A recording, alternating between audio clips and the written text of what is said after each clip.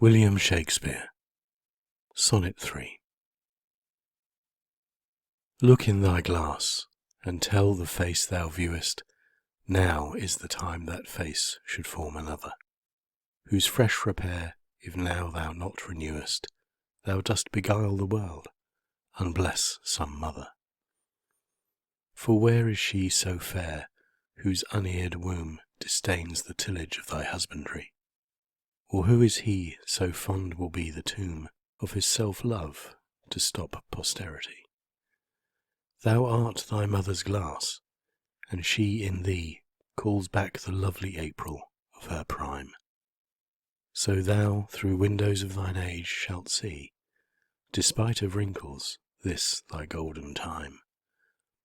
But if thou live remembered not to be, die single, and thine image dies with thee.